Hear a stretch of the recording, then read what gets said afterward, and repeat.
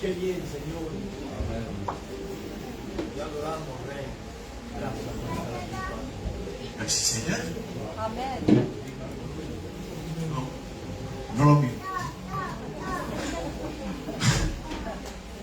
Gloire à Dieu. Merci Seigneur pour toutes ces louanges. Gloire à Dieu. Amen. Merci Seigneur. Cette dernière louange, je disais que il me manque tout ce qu'il faut, tout ce qui est superficiel. Mais que l'essentiel, c'est que Jésus ne me manque pas dans mon cœur. Amen. Effectivement, que si il y a réussir sa vie, réussir dans la vie. Réussir dans la vie, j'ai pour habitude de le dire ici, vous le savez, réussir dans la vie, c'est avoir une bonne situation. Avoir une bonne situation, avoir une stabilité. Mais cela ne nous amène pas au ciel. Réussir sa vie, par contre, c'est faire la réelle rencontre avec Jésus-Christ. Amen. À faire une belle rencontre, autant la faire avec Jésus-Christ. Vous savez comment on le rencontre? En lui ouvrant son cœur. Amen. En lui ouvrant de tout son cœur sa confiance. En faisant confiance à quelqu'un qu'on ne connaît pas et qu'on ne voit pas. C'est faire face à l'inconnu, mais croyez-moi que Jésus répond. Amen. Alléluia! Gloire à Dieu. Aussi le Seigneur nous a laissé, lorsqu'il est venu sur terre, lorsque l'empreinte de Dieu a posé ses pieds sur terre, il nous a laissé des commandements. Gloire à Dieu. Il nous a laissé des directives, il nous a laissé un chemin. Il nous a laissé une lumière. Vous savez ce que c'est une lumière? Quand on parle de lumière, c'est quand... Vous savez que c'est comme si on se trouvait dans un tunnel noir. Imagine, je ne sais pas, peut-être que tu passes par un tunnel. Ta vie est comme un tunnel noir. Mais qu'au bout du tunnel, tu vois déjà la lumière. Eh bien, Jésus-Christ, c'est la lumière. Amen. Jésus-Christ est celui qui va te sortir de tes problèmes. Jésus-Christ est celui qui va te soutenir dans tes problèmes. Jésus-Christ est celui qu'il te faut rencontrer dans ta vie pour réussir ta vie. Alléluia. Seulement, il faut toujours garder ses commandements. Gloire à Dieu. Amen. Et nous allons faire cette lecture qui se situe dans 1 Timothée 6.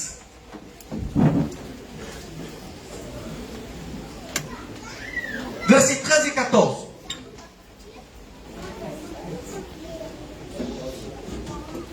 C'est l'apôtre Paul qui va écrire à Timothée. Et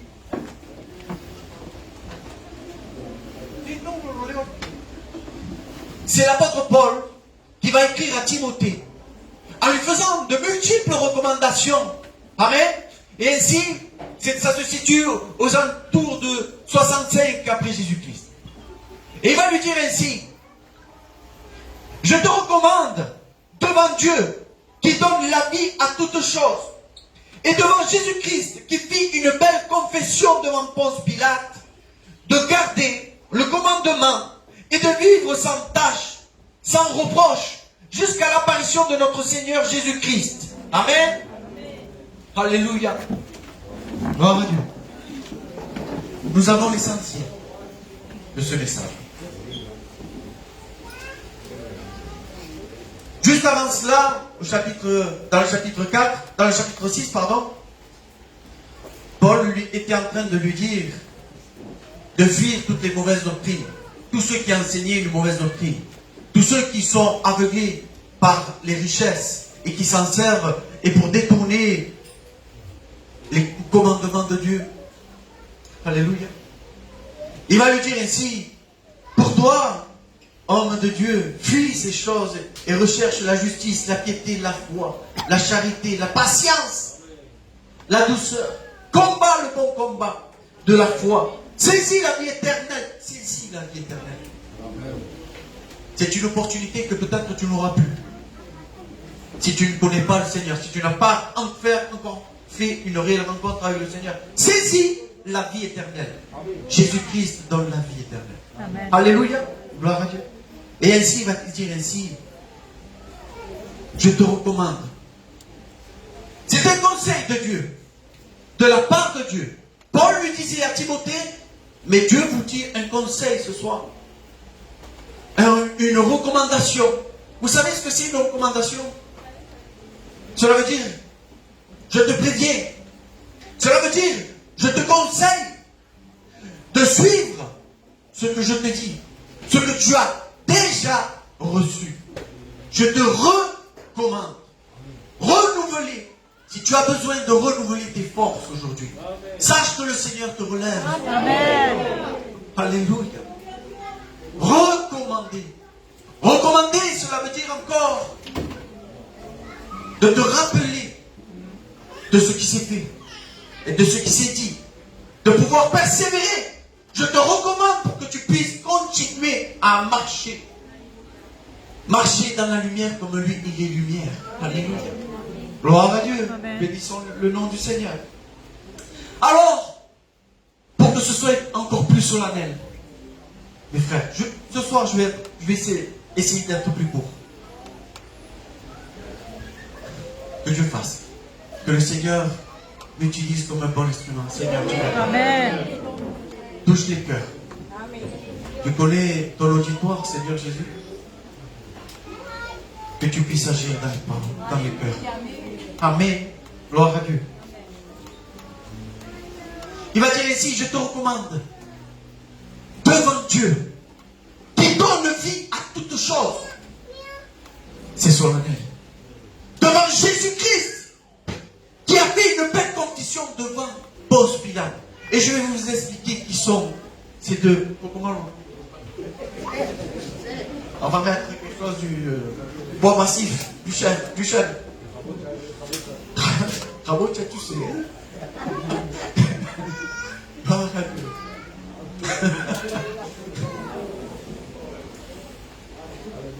Que Dieu soit loué.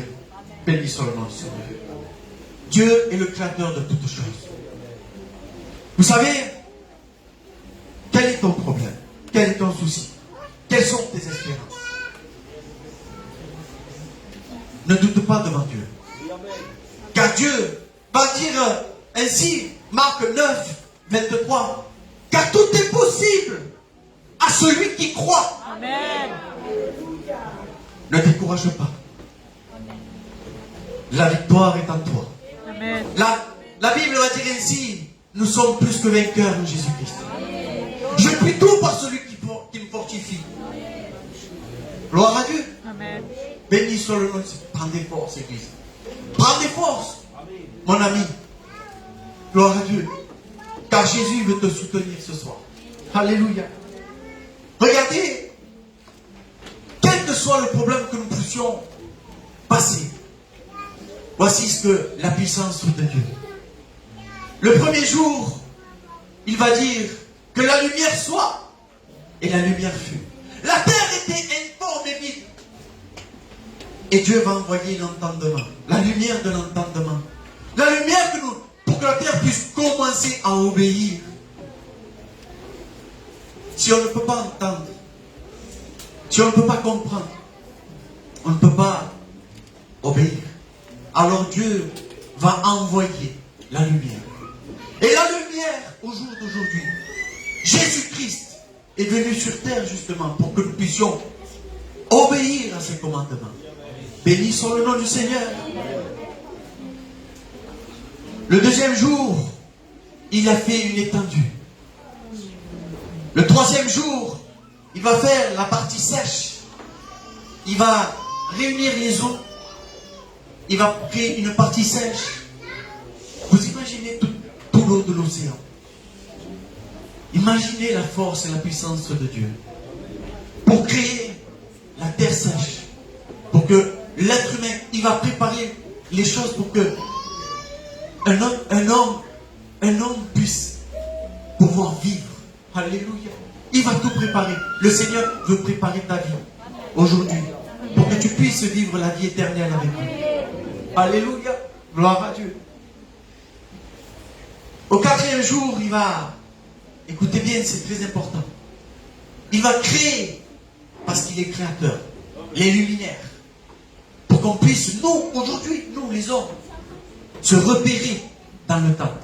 Pour qu'on puisse, un jour même, savoir quand le Seigneur pourrait revenir.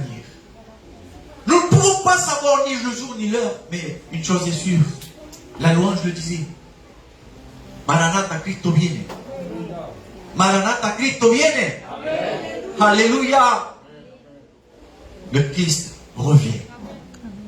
Nous devons être vigilants au retour du Seigneur. Et nous devons être à même comprendre les temps que nous puissions passer. Amen. Il va créer les poissons, les oiseaux au 5e jour, au 6e jour, les animaux et les êtres humains. Le 7e jour, il se reposa devant Dieu. Il va faire ses recommandations, Paul, à Timothée devant Dieu, celui qui a créé tout cela. Quel est ton problème que Dieu ne puisse pas résoudre? Quelle est la difficulté que tu puisses aujourd'hui ne pas surmonter? Aujourd'hui, Dieu te dit ainsi. Écoute la voix de Dieu. N'endurcis pas ton cœur. Amen. Car ainsi, la foi vient de ce qu'on entend, et ce qu'on entend vient de la parole de Christ. Et elle va produire de la foi. Et la foi fait mouvoir les montagnes.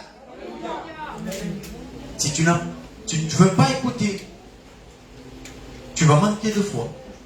Et tu vas te mettre en dessous de toutes les montagnes. Mais avec la foi, tu vas pouvoir surmonter. Regardez le frère. Et Louis, ce n'est pas un petit problème qui passe. Ce n'est pas un petit problème. Mais il a la foi. Que Dieu bénisse notre frère. Ainsi, quoi que le problème tu puisses passer, le Seigneur peut te donner la foi. Mais il faut que tu écoutes et que tu sois attentif. Ne va pas discuter avec ton voisin. Ce n'est pas l'heure. Ce n'est pas le moment. Tu ne vas pas prendre ton téléphone pour voir tes messages. Non. Ce n'est pas le moment. Pour avoir un cœur disposé, mes frères. Jésus va nous faire une parabole, va nous dire une parabole dans Matthieu 13. Qu'un semeur est parti semer.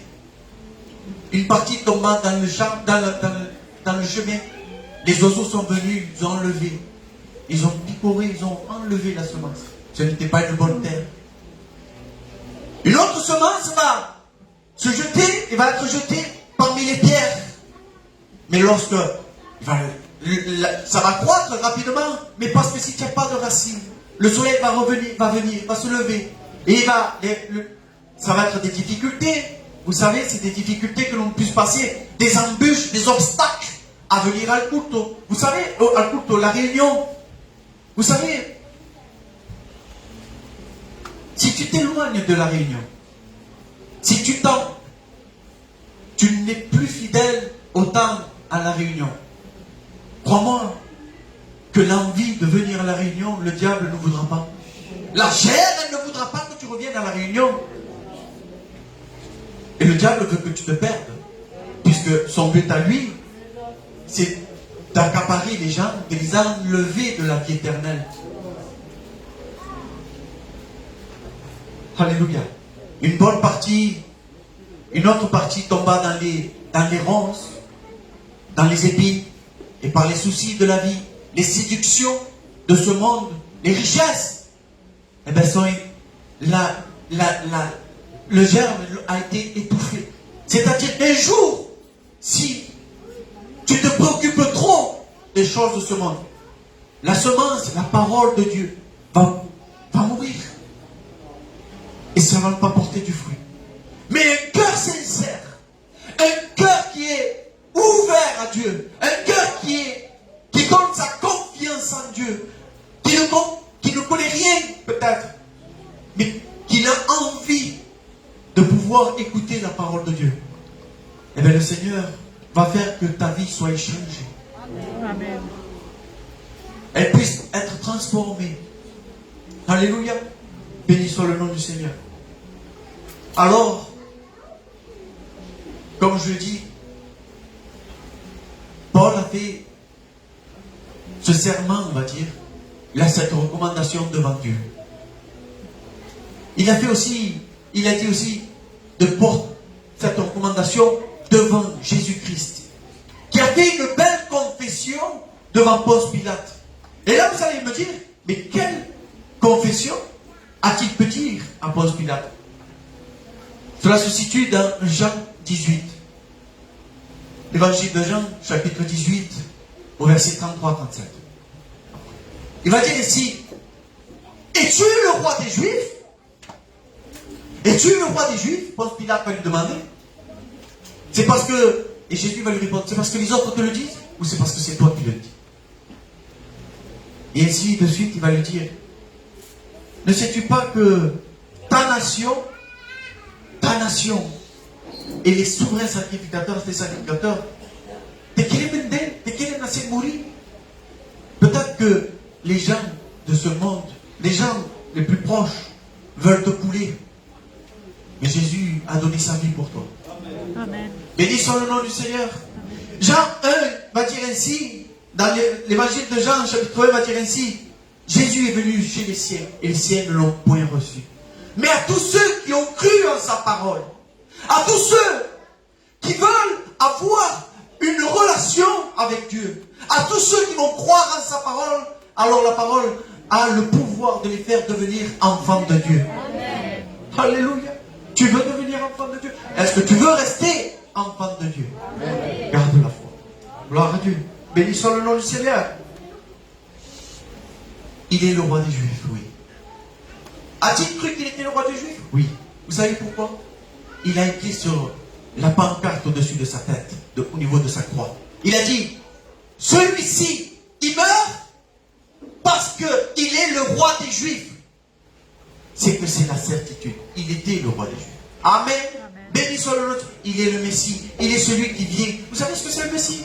Le Messie, c'est celui qui vient au secours de ce peuple qui est en détresse. Quand le malheureux crie, l'Éternel l'entend et le délivre de toutes ses détresses.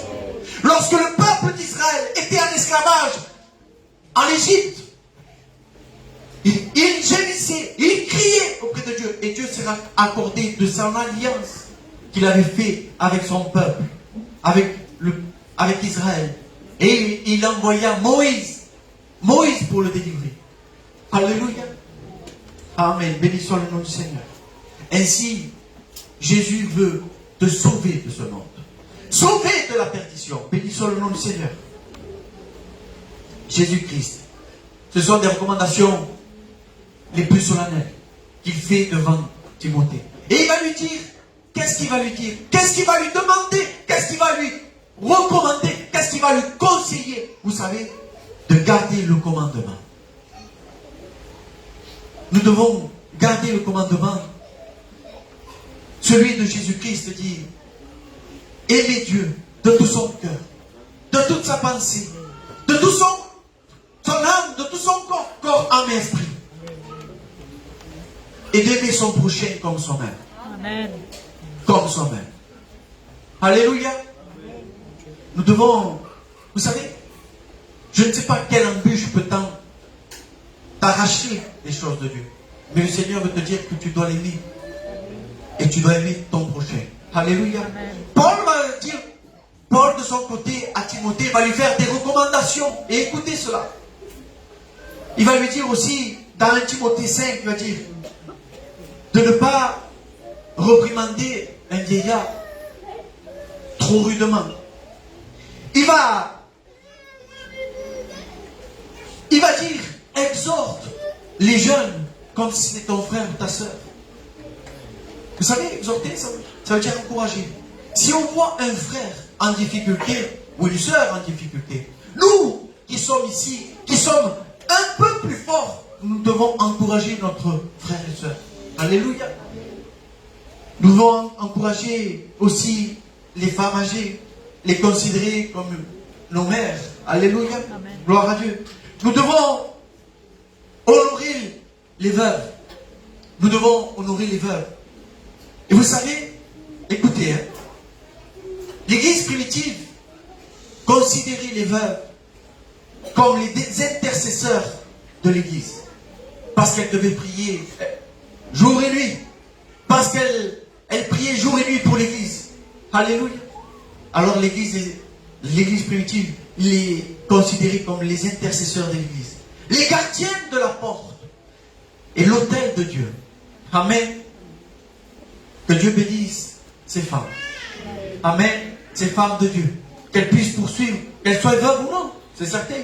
Mais que c'est beau de voir dans l'église des femmes, des jeunes femmes de Dieu qui payent le prix pour l'église et d'intercéder. Alléluia. Gloire à Dieu. Il va dire ainsi de faire apprendre la piété dans notre famille. Rendre aux parents ce qu'on a reçu lorsqu'ils sont dans le besoin. Moi, je suis très endetté. Parce que j'ai beaucoup reçu de mes parents. Alléluia. Gloire à Dieu. Nous devons déclarer, la Bible dit ainsi, nous devons déclarer que les veuves qui vivent, je demande pardon, mais c'est la Bible qui le dit. Nous devons déclarer, nous, les serviteurs, que les veuves qui vivent dans le plaisir, bien que vivantes, sont mortes. Sont mortes, bien que vivantes, si vous voulez, à l'inverse. Nous devons le déclarer, c'est la Bible qui le dit. De faire attention. Et de prendre soin de sa famille. Car celui qui ne prend pas soin de sa famille est plus qu'un infidèle. Alléluia. Gloire à Dieu. Il va nous recommander aussi de vivre sans tâche. Vous savez, la tâche, c'est le péché. Le péché... Hein? Soyo, c'est maintenant. Je vais faire. C'est maintenant que je vais faire vite. La tâche, c'est le péché. Le péché est venu dans le monde par Adam et Ève. Lorsqu'ils ont désobéi à Dieu. C'est le péché. Le péché s'est transmis de génération en génération. Et Paul va dire ainsi, tous sont péchés et sont privés de la gloire de Dieu. Mais lorsque tu viens à Dieu, lorsque tu viens à la croix de Jésus-Christ, Jésus-Christ, si tu acceptes l'amour de Jésus-Christ qui s'est déversé à la croix, si tu acceptes le sacrifice de Jésus-Christ à la croix, alors le sang de Jésus-Christ te purifie de tout péché. Amen. Gloire à Dieu. Si tu as péché, Église de Dieu, si tu as péché, mon frère, ma soeur, si tu as péché, mon ami, voici ce qu'il y est dit dans la première épître de Jean, au verset 21. Il va dire ici, nous avons un avocat auprès du Père. Amen. Jésus-Christ, le juste. Amen. Et c'est lui qui te défend. C'est lui qui ne perd pas aucune bataille. Amen. Gloire à Dieu. Béni soit le nom du Seigneur. Et il va dire ainsi, lorsque tu seras purifié de tout péché, lorsque tu te garderas parce que le Seigneur te dira ainsi, veillez et priez afin de ne point tomber en tentation. Amen. Gloire à Dieu. Tu dois te garder. Amen. Et il va dire jusqu'à quoi? Toute ta vie. Amen. Mais il va dire jusqu'à l'apparition de Jésus-Christ. Jusqu'à l'apparition de notre Seigneur Jésus-Christ. Cela veut dire qu'un jour Jésus-Christ reviendra.